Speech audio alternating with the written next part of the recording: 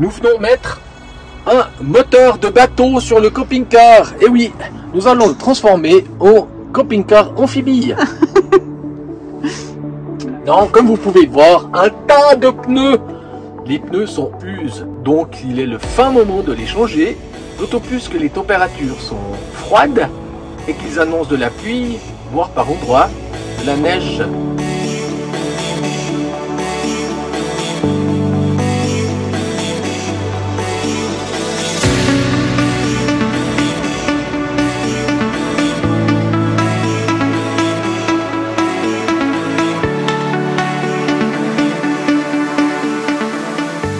Heures d'attente. Au début, c'était prévu que nous changions des pneus chez Camper Club, à qui nous avons commandé ces pneus. Ces pneus. Malgré la prise de rendez-vous, le responsable était absent aujourd'hui. Pour des raisons familiales, c'est comme ça. On nous a donc amenés ici dans cet atelier où il remplace les pneus. On va suivre ça de près. Là où nous avons dormi, m'a dit The winter is coming. Ça se vérifie.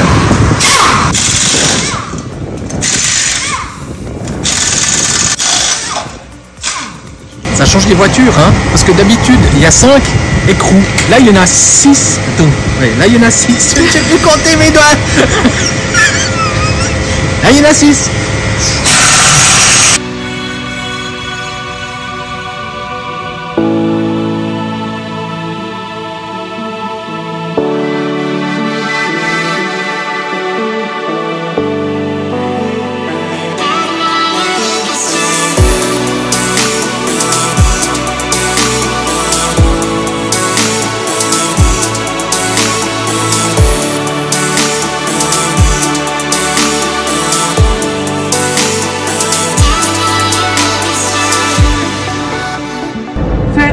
Changer. Oui, moi j'ai gardé le bonnet pour me chauffer encore un moment parce qu'alors il fait un froid de canard, mes aïeux.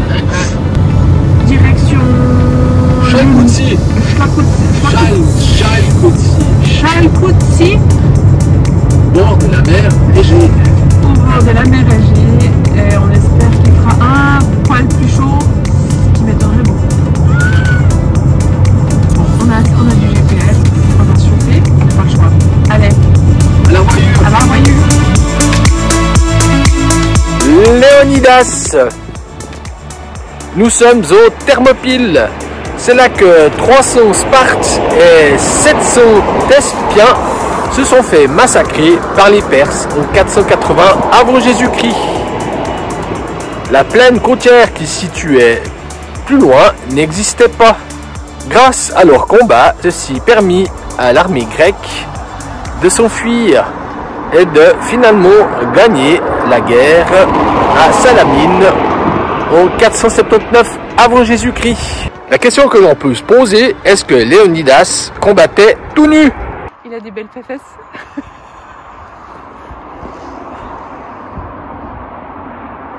Léonidas, roi de Sparte, combattit donc Xerxès, roi des Perses.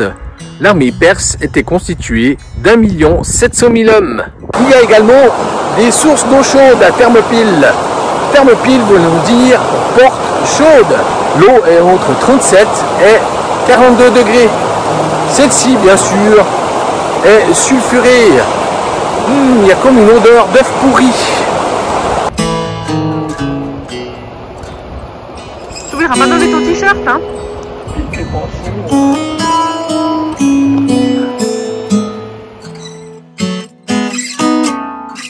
Ah, c'est chaud? Ah!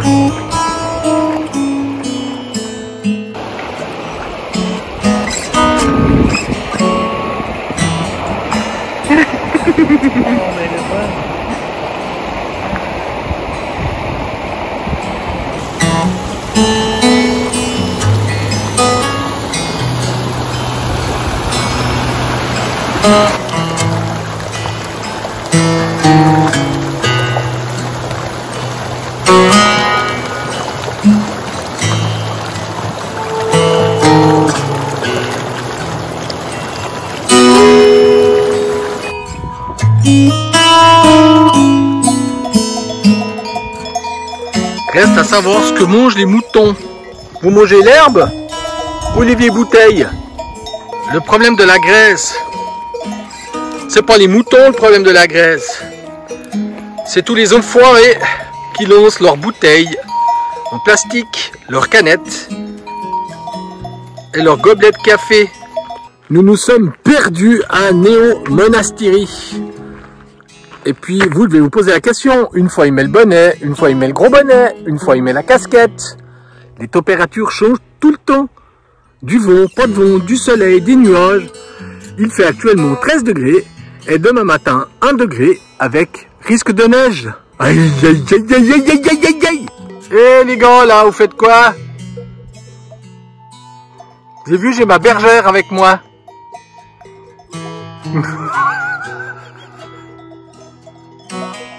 Et puis toi, tu fais pas ton job? Le parc national du Mont Olympe.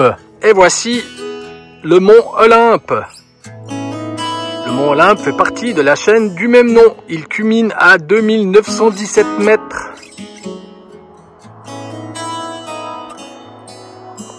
Je vous mets une petite photo prise à l'aide de PicFinder avec le nom et les altitudes des différents sommets.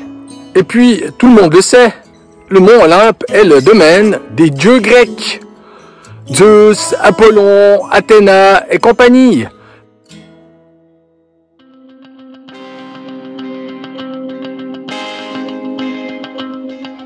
L'original de la remorque. Nous sommes à Vergina, anciennement Aïga. C'est là que se trouvait la première capitale du royaume de Macédoine. Les Macédoniens étaient traités de semi-barbares par les Athéniens, qui ne les aimaient pas beaucoup.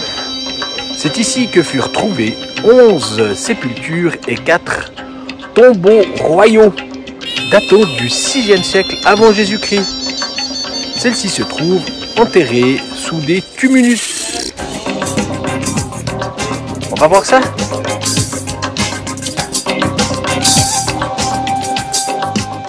Peu de lumière, et oui, nous nous trouvons donc dans le tumulus, avec, comme vous pouvez le voir, des tombes qui datent de 300 avant Jésus-Christ. Comme quoi, ce n'est pas nouveau qu'il y ait des stèles sur les tombes funéraires. Bon, il y a beaucoup de poteries, hein, mais celle-ci est tout de même parlante avec le dieu Dionysos, un griffon et un satyre. Voici la tombe 4. Celle-ci n'était constituée que d'une seule chambre, contrairement à celle de Philippe II, pour laquelle nous y reviendrons plus tard. Derrière nous, les reproductions des peintures sur les murs de la tombe numéro 1. Ils imaginent que celle-ci, au vu de la qualité de ces peintures, était probablement une tombe royale, dans laquelle il était trouvé des os d'une femme, d'un homme, probablement un pilleur, et d'un bébé.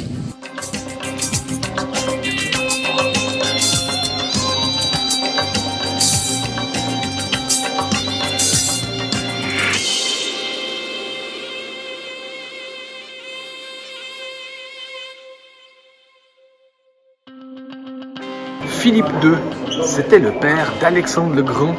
C'est grâce à Philippe II que la Macédoine a pris de l'ampleur au IIIe siècle avant Jésus-Christ, ou 4e, enfin c'était les années 350 avant Jésus-Christ, donc c'est le 4e siècle avant Jésus-Christ. Quant à son fils, Alexandre le Grand, eh ben lui, il préféra envahir le reste du monde. Philippe II fut assassiné à l'âge de 46 ans. Tout comme son petit-fils, à l'âge de 13 ans. Il s'agit de la couronne tout en or recouvrant la tête de la femme de Philippe II.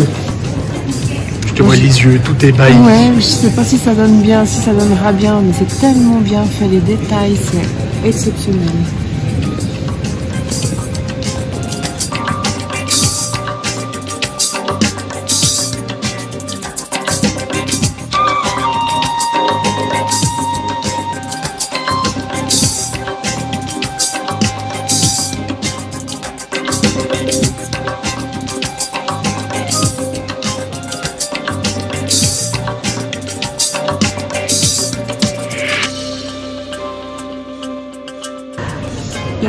la qualité, c'est impressionnant comme c'était fait.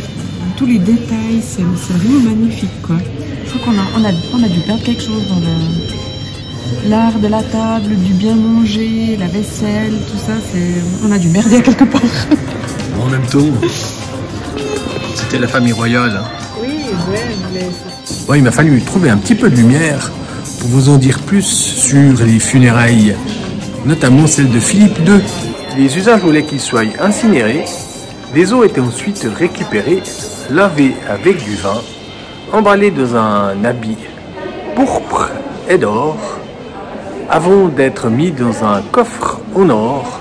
Le coffre en or était quant à lui placé dans un sarcophage, et le sarcophage dans la tombe.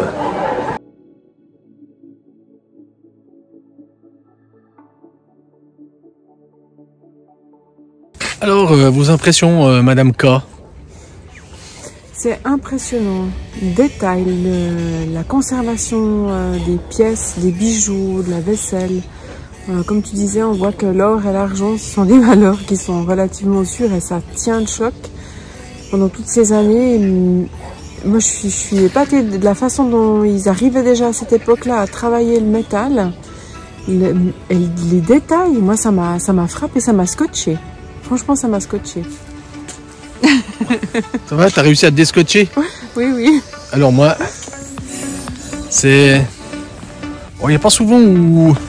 Enfin, c'est pas souvent, il y a des émotions qui remontent.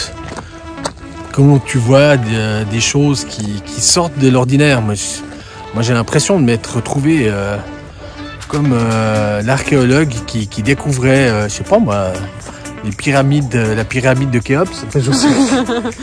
En voyant ces deux portes, je sais pas, ça m'a fait quelque chose. Carole est cachée derrière moi. Mais c'est pour que les gens puissent voir la neige. Non, non, ça c'est le tumulus que tu montes. Non, mais derrière le tumulus. La neige là. Là, la neige sur la montagne. Bon, c'est relativement haut. Comme sur le mont Olympe, tout blanc. C'était beau. Monsieur ce matin nous a dit qu'il allait neiger après-demain. On lui a dit, vous êtes sûr? Il nous a dit, c'est probable. Mais qu'il allait encore faire un petit peu plus froid. Moi, je vais aller au sud. On voit déjà qu'il fait pas très Je sais chaud. pas, Hein. au niveau de l'océan Indien. On peut dire l'océan Indien? C'est un peu loin quand même. Ah, il n'y a pas de ferry qui va jusque là-bas? Non. Alors, Vergina ne faisait pas partie de ce que nous avions prévu. Pour autant qu'on ait prévu des choses. Mais là, pas du tout.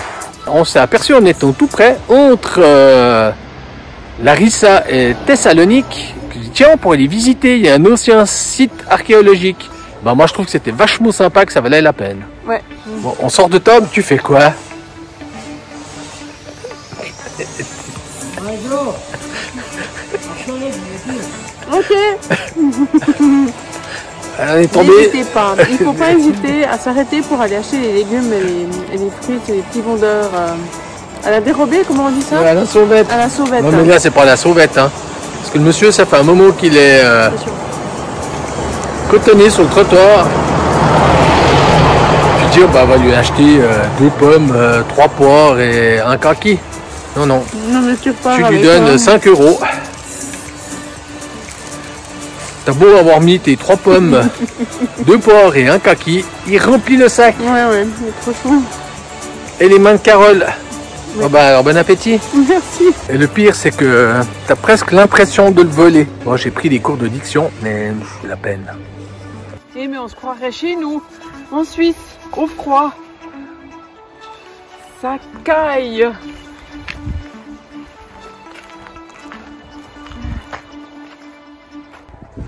Ça caille tellement que nous avons mis la petite chaussette sur le camping-car pour se protéger du froid la nuit. Température ressentie ce matin, -4. Ça frise. Nous sommes au bord du lac de Volvi. Direction toujours la Turquie. Ce matin, réveillé par les pêcheurs.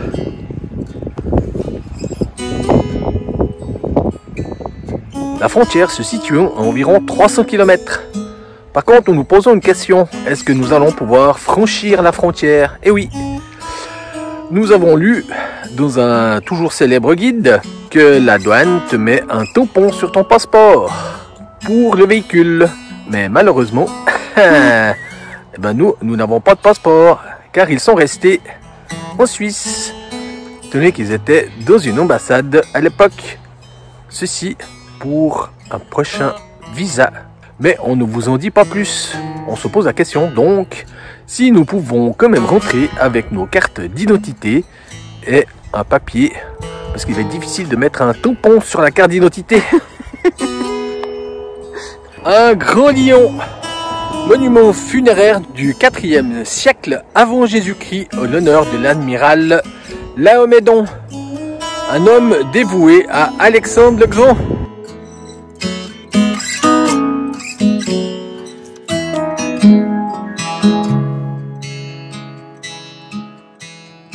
Vas-y, plonge! Ça sort de là. Bloup, bloup, bloup, bloup. C'est étonnant ce genre d'installation à l'abandon. C'est l'Outra Eleftheron des thermes. Je sais pas, on peut dire thermes. Oui, Enfin, une source d'eau chaude. Ouais. Voilà. Carole, ton bain est prêt.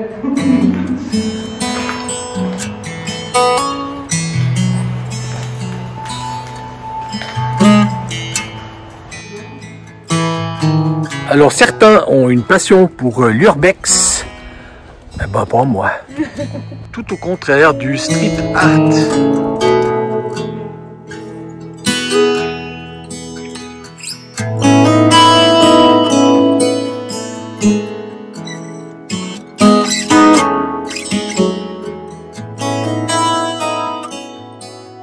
Ah, tu peux aller prendre un petit bain?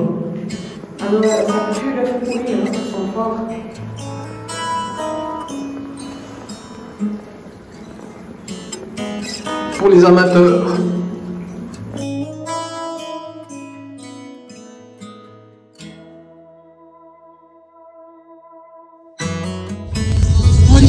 Oh non! Et c'est la famille des petits chiens ici. Salut les gamins. Non, toi t'es pas un gamin, toi.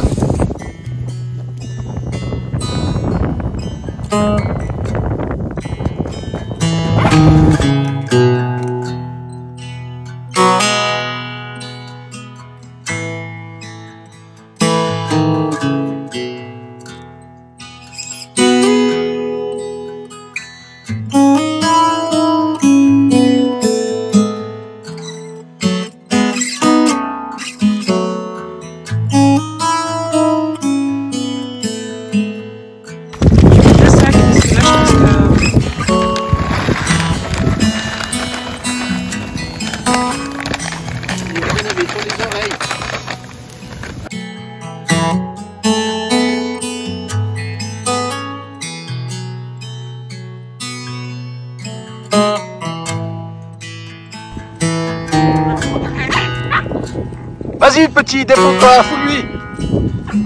Le problème c'est que même en Grèce c'est l'hiver. Et puis c'est tout. Il faut pas sortir.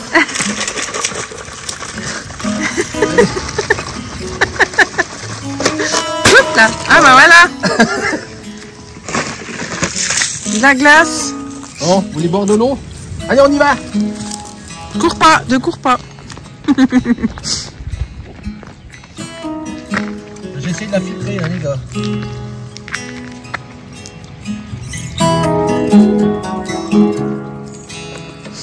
Voilà, après, demain, il y en a un qui donne un coup de patte pour péter la glace. Alors lui, il est dans un sale état. Il a un gros rhume. Ouais. C'est quoi ton vieux jeans? Tu devrais le mettre par là? Hier, on a fini le sac de croquettes pour chiens, donc on va donner des croquettes pour chats. Ouais, même si c'est pas réellement adapté, mais tant pis quoi. Ce sera déjà ça. Ce sera déjà ça. Par contre, on se pose la question, c'est où est la mère? Ouais. Parce qu'il n'y a pas de femelle. Alors, Fais attention, attention. On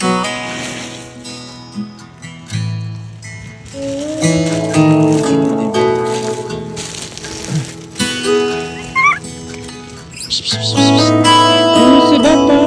Non, non, non, non, non, non, non, non, s'il faut qu'on s'en aille. Arrête. arrête.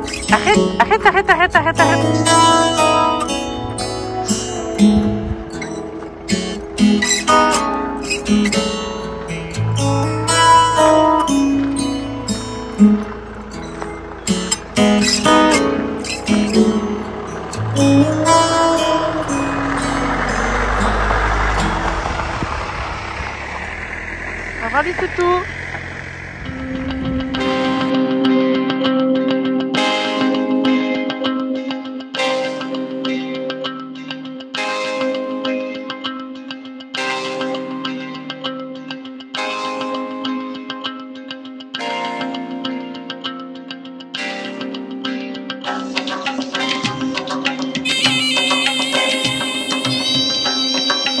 Nous voici sous le soleil turc. On vient de quitter la neige grecque. Enfin, il neigeait à la douane. On s'est dit, ouh là là là là. Bon, il fait une magnifique température de 2,5 degrés. Et nous venons de passer la frontière. Ceci nous fait donc le 22e pays. Pas de spécial à cette douane. Un peu plus tôt dans cette vidéo, on se posait la question suite à avoir lu dans un célèbre guide qu'il était nécessaire d'avoir un passeport car on te mettait le tampon pour ton véhicule. Eh bien non, pas du tout. Vous pouvez rentrer avec une carte d'identité et on te donne un papier que tu devras rendre lorsque tu sors du pays. Direction Kazan pour la carte SIM, trouver soit un routeur, soit un téléphone, changer d'argent, prendre le badge au PTT pour les autoroutes. La suite au prochain épisode. Alors, carte SIM avec le Pocket Wi-Fi, ça s'est fait chez Turkcell. 370 pour 100 gigas. Nous voulions aller à la poste acheter la vignette pour l'autoroute, mais il y a beaucoup de monde, donc nous allons Manger. chaud. Première expérience culinaire en Turquie. On pensait que c'était de l'eau.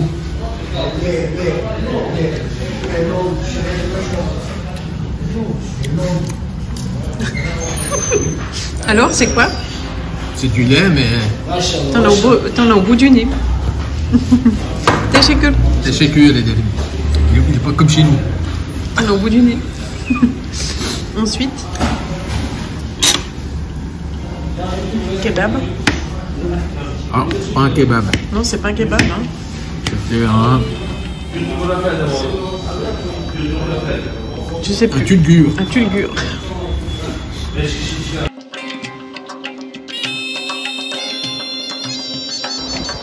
Et tu m'as l'air bien omitouflé. Ben, il fait vachement froid.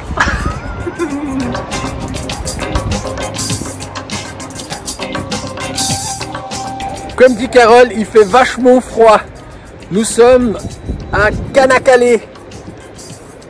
C'est la température la plus froide que nous avons depuis ces 14 mois que nous voyageons. Même au nord, il faisait nettement meilleur. Bon, il est clair que nous étions pas au mois de février. Température ressentie, -7. Viens, on va boire un chai. Moi, je m'en fous, je me suis mis à l'abri du vent. Hop. Je sais pas ce que vous en pensez, hein. Mais ce machin, mais qu'est-ce que c'est moche. Mais c'est moche. Et Çanakkale se trouve dans le détroit des Dardanelles, où eut lieu une célèbre bataille en 1915. Le détroit des Dardanelles permet de rejoindre la mer Égée à la mer de Marmara. Les Turcs s'étant alliés avec les Allemands lors de la Première Guerre. Les alliés français et anglais tentèrent de reprendre ce détroit. Pour revenir sur ces magnifiques températures négatives et la nuit, mais ça frise. Nous ne pensions pas, en venant dans le sud, bah oui parce qu'on vient dans le sud chercher le chaud, qu'en Turquie, nous Ne rencontrerions pas. Voilà, j'ai laissé Carole le dire parce que moi j'arrivais pas du tout. La neige. Pourtant, t'as pris des leçons de diction, non? Non. Ah. Il n'y en avait pas. Oui, en turc. Mais pas en français. Ah, d'accord. Je pleure tellement ça touffe et qu'il fait froid.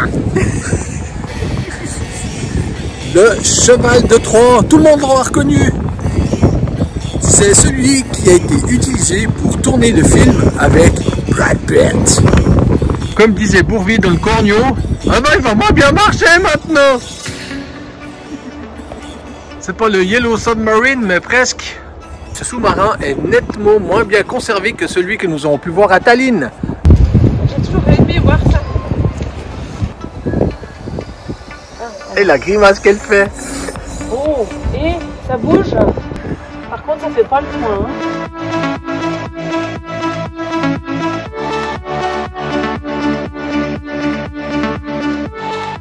En fait, il y a 2 lentilles.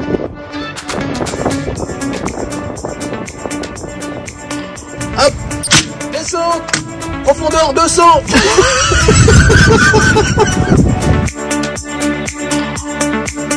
C'est la clé de la forteresse. Puis tu veux faire quoi avec? Ben me vois, c'est aller chez Mister Minute pour aller faire un double de la clé. Carole, elle a mangé un rigolo aujourd'hui. Bon, alors on ne va pas vous montrer tous les canons et toutes les armes qui sont dans cette forteresse. Mais il faut savoir que cette forteresse, ainsi que celle qui se trouve de l'autre côté du détroit des Dardanelles, ont été construites par Mehmed II le Conquérant, afin de protéger l'entrée du détroit. Soyez attentifs, nous allons avoir une explication sur les moyens de navigation de l'époque.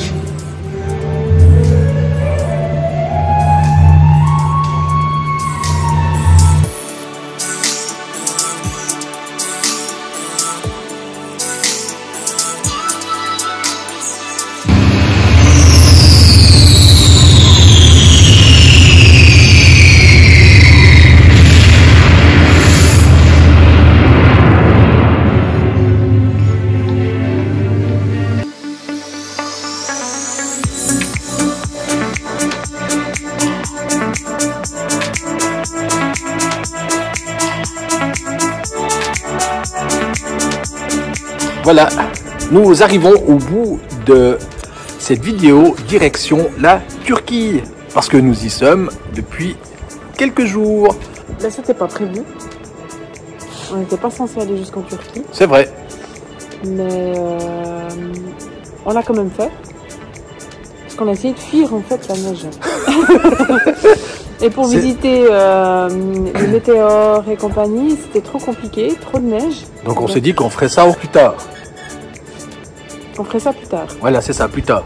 Nous finissons donc cette vidéo ici à Troyes avec le musée derrière nous.